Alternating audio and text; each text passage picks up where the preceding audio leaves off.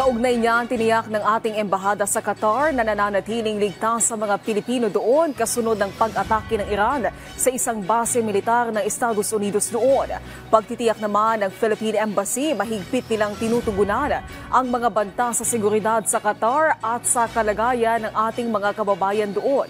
Sa harap nito, inaabisuhan pa rin ang mga kababayan natin doon na manatiling alerto, tumutok sa balita at sumunod sa abiso ng mga otoridad. Sa oras ng pangangailangan ay agad umanong makipag-ugnayan sa ating embahada o di kaya sa Migrant Workers Office. Samantala, biyahe na pabalik ng Pilipinas ang grupo ng mga Pilipinong nagpa-repatriate mula sa ilang bansa sa gitnang silangan. Ito ay matapos maantala ang biyahe ng grupo sa Qatar matapos ang pansamantalang magsara ang airspace nito dahil sa pag-atake ng Iran.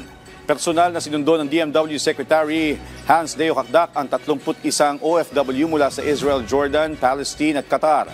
Nagpasalamat naman si Kakdak sa Qatari Ministry of Interior sa agarang tugon para matiyak ang kaligtasan at seguridad ng ating mga kababayan.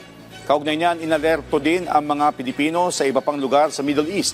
Sa Saudi Arabia, pinaalalahanan ng ating mga kababayan na ugaliing mag-monitor ng mga balita at sumunod sa abiso ng mga otoridad. Ang mga Pilipino naman sa Iraq ay pinaalalahanan na umiwas muna sa mga hindi kinakailangan na biyahe at pinaghahanda ng supply ng pagkain, tubig, gamot at iba pang pangangailangan habang nasa shelter.